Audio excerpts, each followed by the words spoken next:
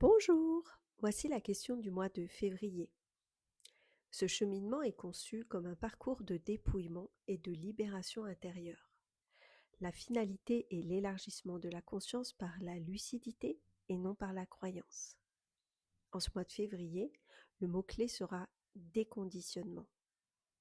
Ici, nous travaillerons sur les conditionnements psychiques. Le déconditionnement n'est pas une rupture violente. C'est souvent un désapprentissage doux, mais radical, comme on enlève couche après couche ce qui n'est plus vivant.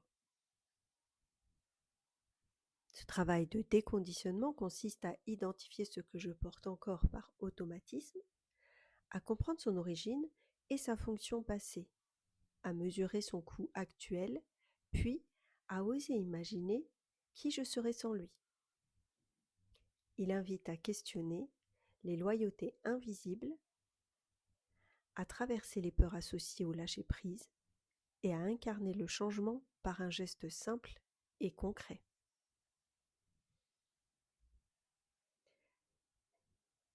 Vous pouvez donc prendre de quoi noter et faire pause à chaque question afin d'y répondre à votre rythme.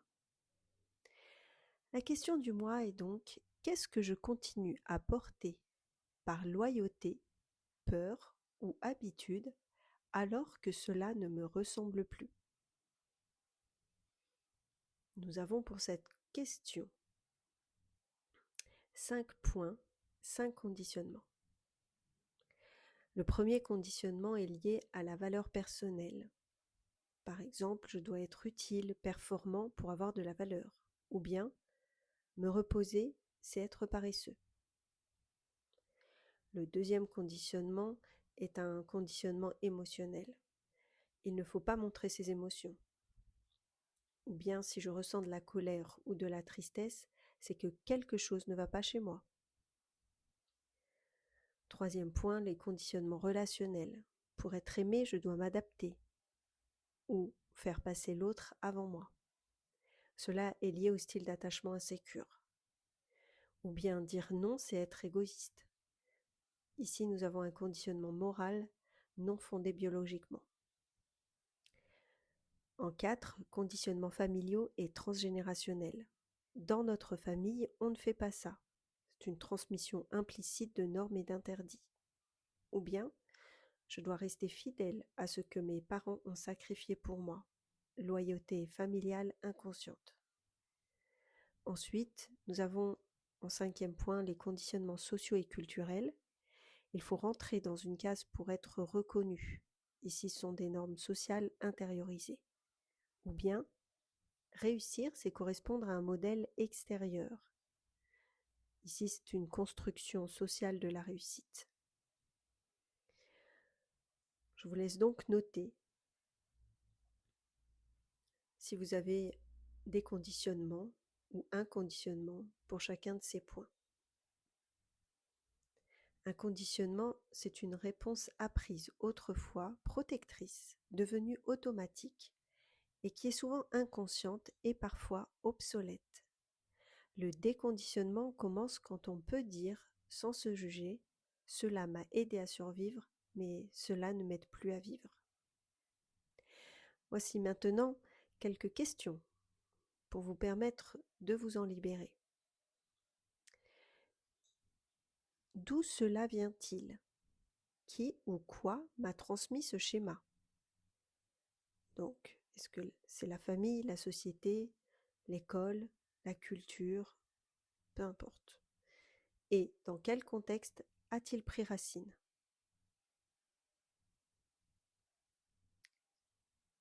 Ensuite, à quoi cela me sert-il encore?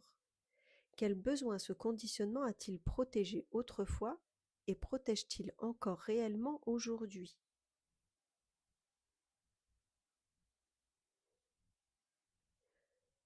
Que me coûte-t-il? En énergie, en joie, en authenticité, en liberté intérieure? Quel est le prix silencieux que je paie?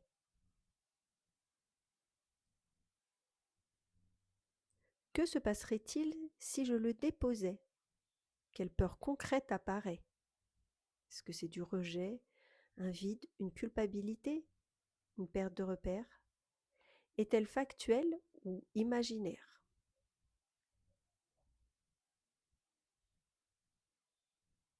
Qui serais-je sans cela, ici et maintenant? Comment est-ce que je penserais? Est-ce que je choisirais ou j'agirais si ce conditionnement n'existait pas?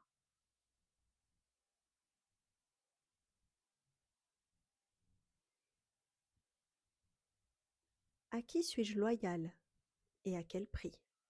Cette loyauté honore-t-elle encore la vie en moi ou fiche-t-elle une histoire qui n'est plus la mienne? Quel micro-acte pourrait incarner le déconditionnement? Quel geste simple, concret et réaliste pourrait amorcer une nouvelle façon d'être dès aujourd'hui?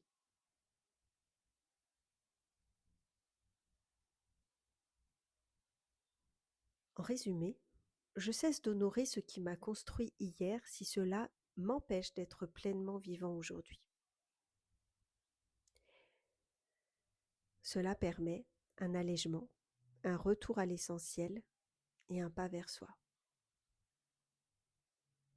Je vous remercie de votre écoute et je vous dis au mois prochain.